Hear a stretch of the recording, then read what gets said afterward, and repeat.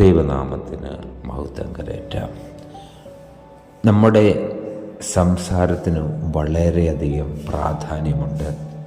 നമ്മൾ സംസാരിക്കുന്ന വാക്കുകൾ മറ്റുള്ളവർക്ക് മുറിവേൽക്കുന്നുണ്ടോ അതോ അവരെ ആശ്വാസത്തിലേക്കാണോ നടത്തുന്നത്? വിശുദ്ധ മത്തായിയുടെ സുവിശേഷം 12-ാം അധ്യായം 36-ാം വാക്യത്തിൽ കർത്താവായ യേശുക്രിസ്തു പഠിപ്പിക്കുന്നുണ്ട്, മനുഷ്യൻ പറയുന്ന ഏത് നിസ്സാര വാക്കിനും ന്യായവിധി ദിവസത്തിൽ കണക്ക് ബോധിപ്പിക്കേണ്ടി വരും.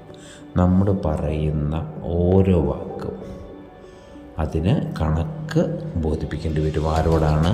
കർത്താവിനോട്.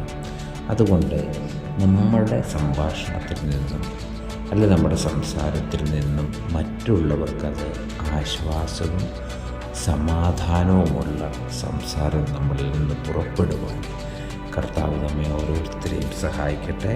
ഈ വചനത്താൽ ദൈവം നമ്മെ അനുഗ്രഹിക്കട്ടെ. ആമീൻ.